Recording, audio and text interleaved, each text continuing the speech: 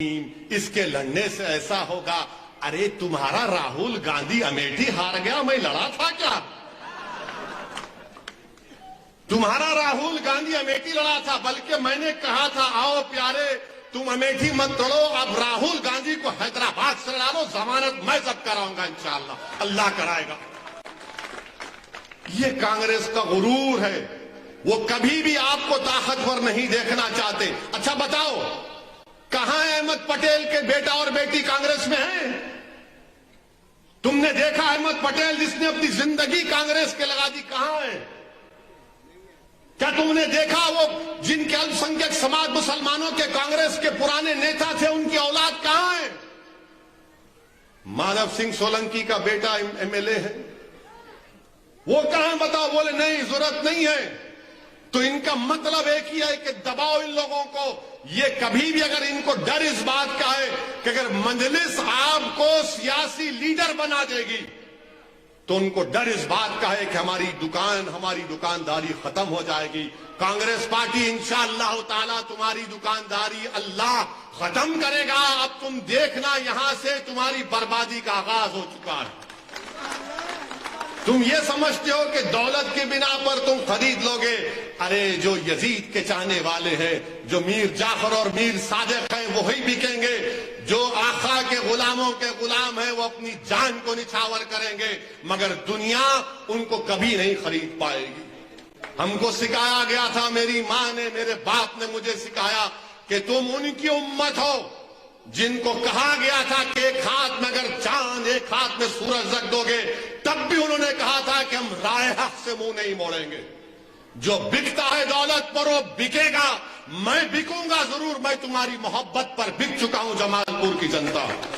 मैं हमारी इज्जतदार मां और बहनों को पैगाम देना चाहता हूं कि आपने मोहब्बत से जो मेरे सर पर हाथ रखा, जो आपने मुझे अपने दोनों हाथ अपने सर पर रखकर कहा कि बेटा जा, तू हैदराबाद से आया है, तू फिक्र मत कर, जमालपुर में हम तुम्हारा साथ देंगे। तो मैं हैदराबाद से आया हूं, वो हैदर कर्रार की सरजमीन, ये अहमद मुश्तबा की सरजमीन है इंशाअल्लाह ताला। ना हैदर अहमद से जुदा है। मेरे अजीज दोस्तों और बुजुर्गों, याद रखो आप मेरी इस बात को कि कोई पार्टी नहीं चाहती कि आप एक सियासी ताकत बन जाए। कोई नहीं चाहते। कौन चाहता है? जो गुलामी करेंगे, जो उनकी आंख में आंख नहीं डालेंगे, जो अपने आंखों को झुकाएंगे और हाथ बांधकर गुलामों की तरह कहेंगे हे भाई कुछ नहीं निकलेगा, हम वो गुलामी नहीं करेंगे। ये मुल्क हमारा था, है और रहेगा। ना हम मोदी से डरेंगे, ना हम आरएसएस से डरेंगे, ना हम कांग्रेस के बातों में आएंगे। अब 27 साल से आपने भाजपा से मिलकर भाजपा को कामयाब किया।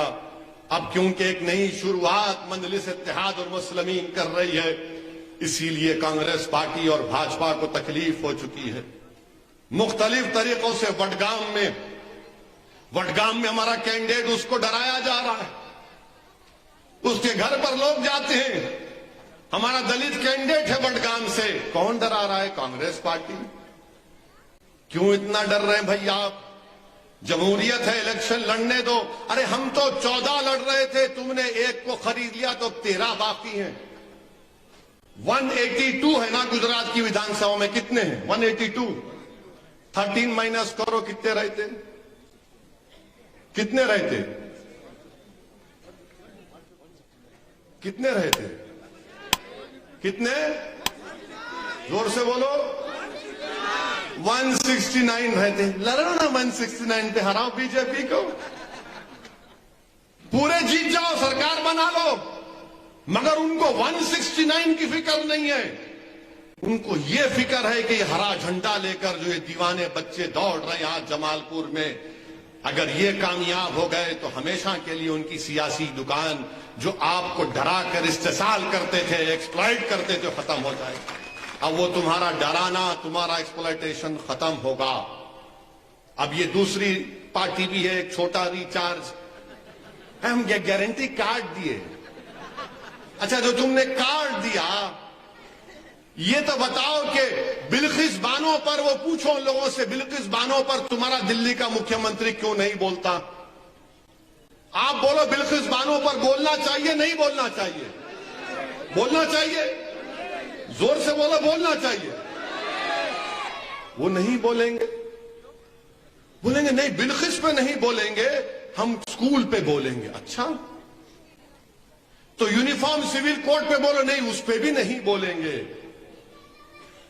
डिस्टर्ब एरियाज एक्ट पर बोलो, वो अभी नहीं बोलेंगे। तबलीगी जमात पर सबसे पहला इल्जाम लगाने वाला ये दिल्ली का छोटा रिचार्ज।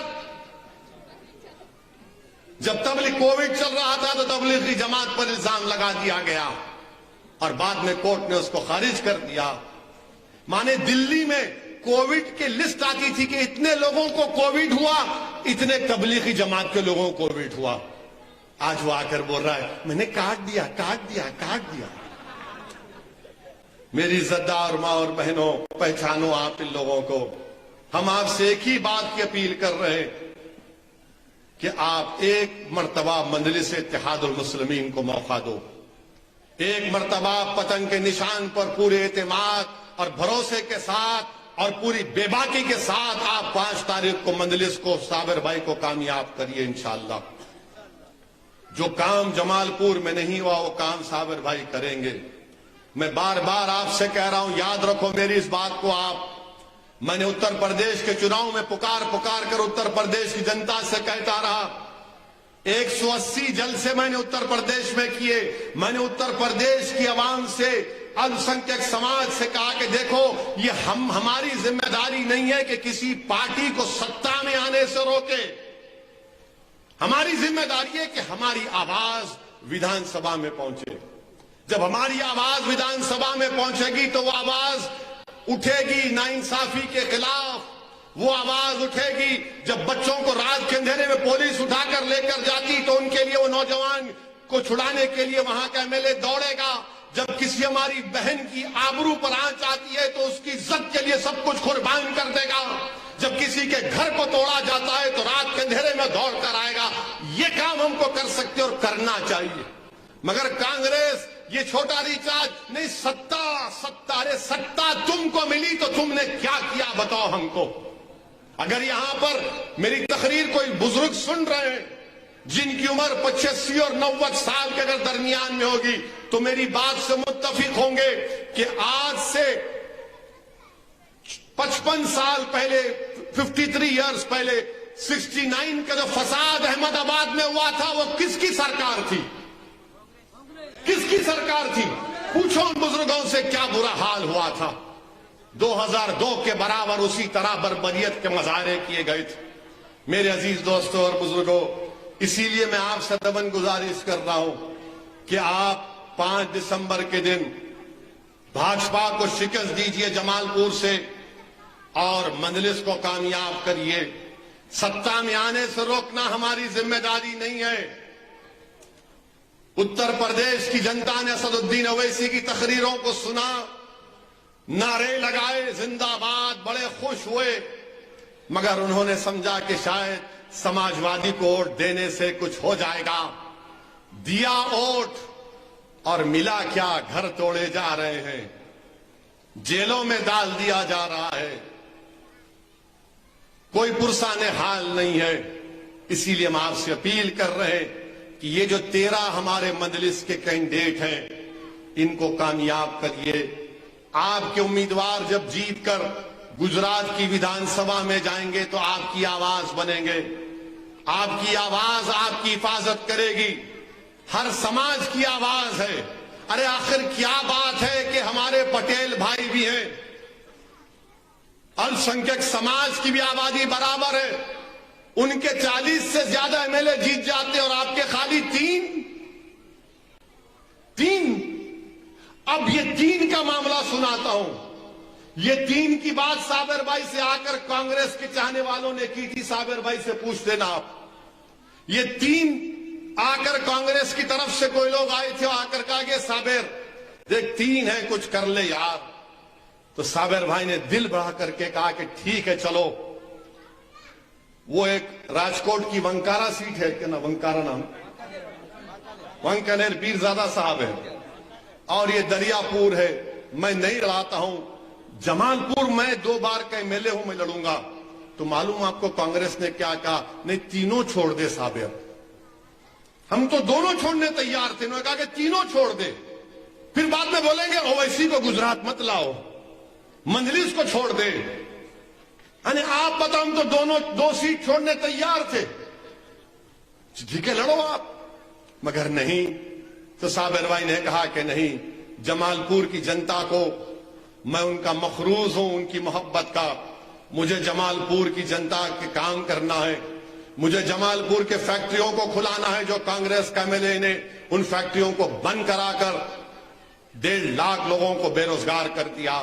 आज साबिर भाई जमालपुर की जनता की खिदमत करने के लिए, जमालपुर की इस विधानसभा को एक मिसाली असेंबली कॉन्स्टिट्यूंसी बनाने के लिए मंजलिस ने उनको अपना उम्मीदवार बनाया है। मैं आपसे अपील कर रहा हूं कि साबिर भाई को 5 तारीख को कामयाब करिए। ये आपके फायदे में होगा।